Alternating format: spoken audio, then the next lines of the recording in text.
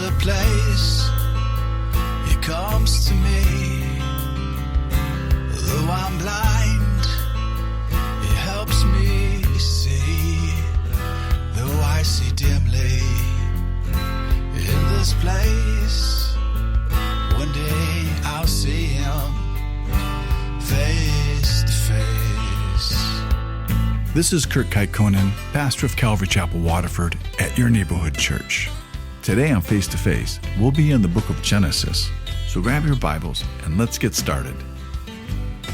If you want to hear this complete message in its entirety, go to yourneighborhoodchurch.com, where you can download Your Neighborhood Church app at the App Store.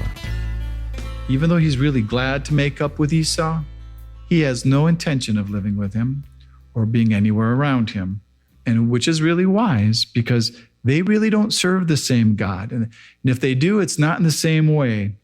And Jacob, he knows that he's been called to be the head of a nation. He's not to mingle with others. They're supposed to be a separate people. And he just returned from living with Laban, and he's not really looking to go live with some other non-believing relatives, because now he's going to try to dwell with God, and he's going to try to be Israel. But he has a hard time because he's still being Jacob, and he's still being deceptive. And so he leads Esau to believe that he'll be right behind him. But you see, Esau, he's traveling south to Mount Seir, but Jacob, he keeps heading north to Succoth, and which Succoth means is booze. And we see that he stopped there and he built a house. So he had time to build a house and build all these booths for his animals because he's planning to stay there for a while. And then he finally goes up to Shechem, and he's going to buy some land from the local pagans there because he's intending to live there. And he erects this altar, and he calls it El Elohi Israel, which means God, the God of Israel. But you have to remember, you might be building an altar and calling it that, but God never told Jacob to go to Shechem. He told him to return to Bethel. But you see, Jacob, he's still learning how to be Israel. And so from now on, throughout the whole Bible, we're going to see God use both these names, not only for Jacob, we'll call him Jacob sometimes, and sometimes he'll call him Israel. And it's all dependent on the nature that he's acting in. But he also does that for the nation of Israel. He'll call them Israel for the nation, and he'll also call them Jacob, because he's going to say, are you going to be governed by God? Or are you going to be deceitful? Or are you going to rebel? All right, so now we get to the part where we get to examine ourselves. Are we wrestling with God? Have we ever surrendered to be governed by Him? Or do we just live by our own cunning? But you don't belong to God if you've never surrendered to Him. And that means you can't claim any of His promises if you don't know Him, if you haven't encountered Him personally. And if that's the case, we can take care of that today, where you can confess, like Jacob did, that you're a sinner, which only means that you're less than perfect. And you can give up and you can surrender to Him. And you can ask Him to bless you too. And He can give you a new name, and He'll give you a new nature, and He'll do that. And if you're a believer and you're already surrendered to God, but you're still plotting and planning your own way, well, you need to resurrender your life and go back to the place where God is calling you to go, and to remove yourself from the pagans that are around you that serve the other gods. Because we as believers, we also have two natures. And though you may know that your final destination is heaven, you can't prosper here in this world not living in your God-given nature and doing things God's way.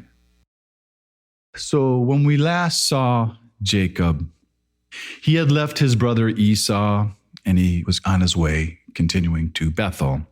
And that's because that's what God told him to do. God had told Jacob to return.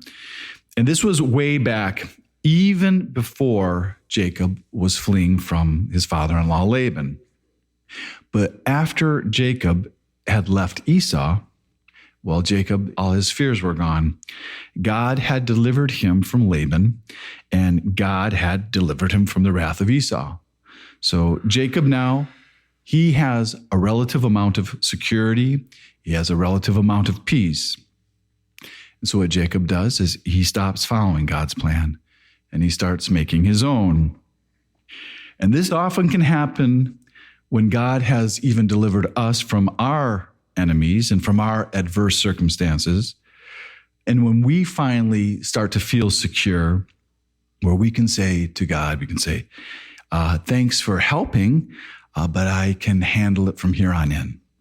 And when we become confident and we start plotting our own course of action, and we think we really don't even need God's direction in our life anymore. Well, that's exactly what Jacob did here. He walked away from God's course.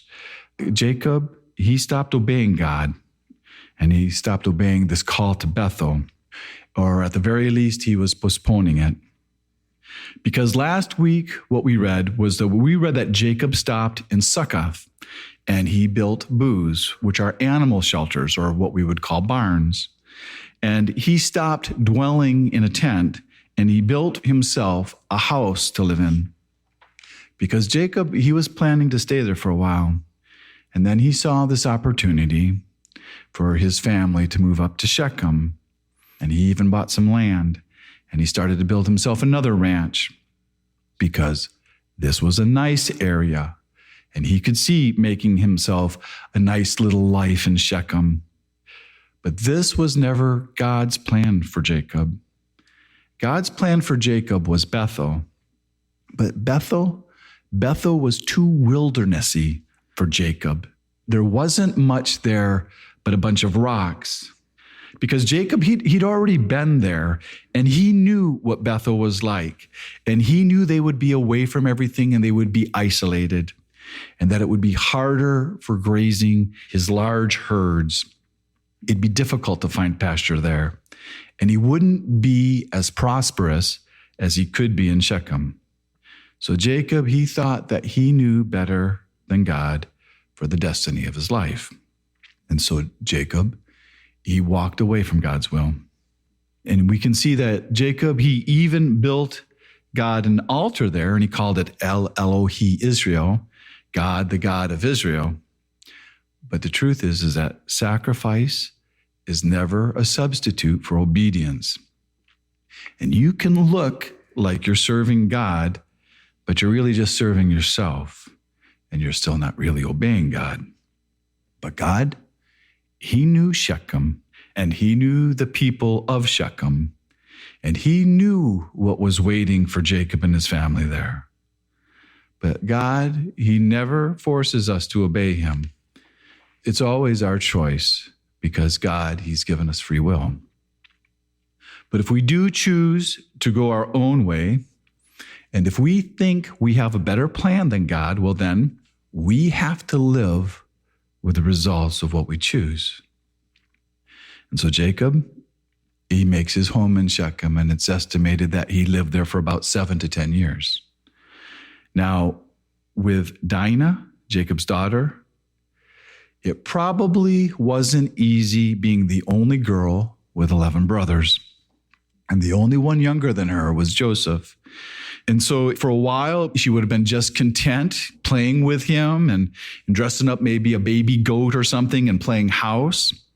But you have to remember back in this era, this was a man's world. It was a very male-dominated society. And so to be a girl and to be in the tent all day long with your mom and your 3 stepmothers, you can see why she would want to get out and see what the neighborhood girls were like. But she really needed to have some type of adult supervision. But it seems that everybody was too busy because there were so many kids and there was a lot of work to do. We know that all the brothers, they were away tending the flocks because Jacob had lots of flocks. But Jacob, he should have known the potential dangers in this area because he was a 3rd-generation immigrant in this land of Canaan. He knew the people that lived there because he grew up there and he grew up around this culture.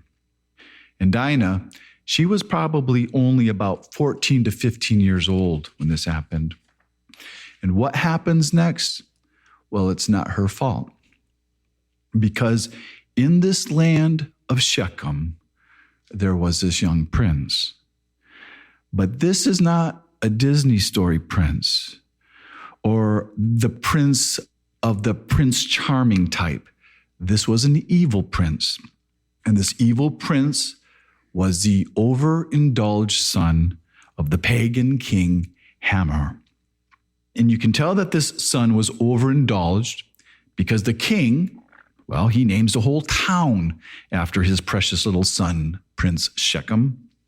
Or at the very least, he named his little mini-me after his precious kingdom of Shechem.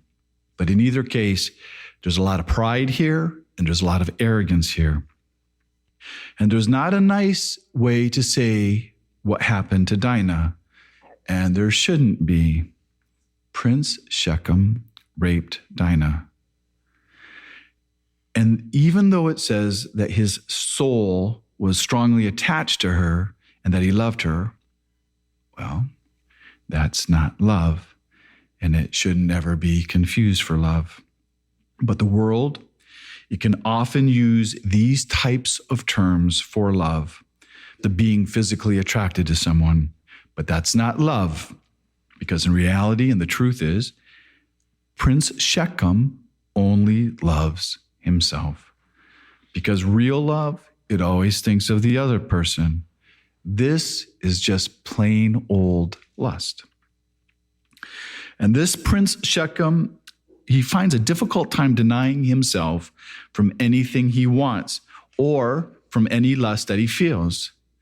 And although it doesn't say it here, I doubt if this is the first time this ever happened with Prince Shechem, because I really wouldn't even doubt that this wasn't even a common practice in this pagan, male-dominated society.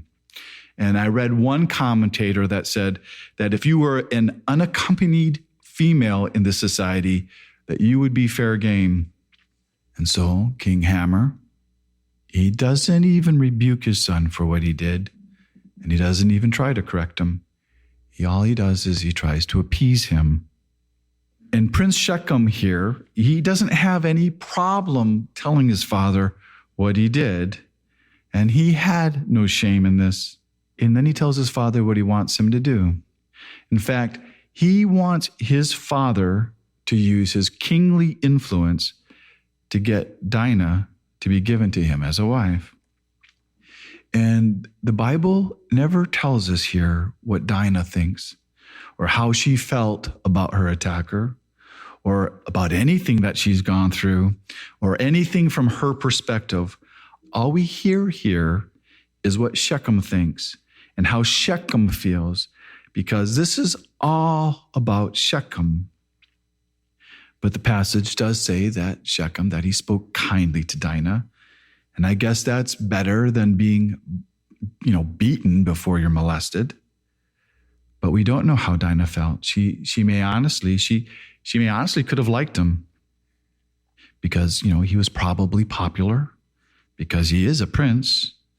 And it may be like one of our rock stars or a famous celebrity. You've been listening to Face to Face. Face to Face on this radio station has been provided by Your Neighborhood Church. If you want to help support Face to Face and put this program on other stations just like yours, you can contact us at yourneighborhoodchurch.com or write Your Neighborhood Church, P.O. Box 500, Romeo, Michigan 48065. There's a place he comes to me. Though I'm blind, he helps me see. Though I see dimly in this place, one day I'll see him face to face. Tune in again tomorrow at this same time as we continue to go through the Bible.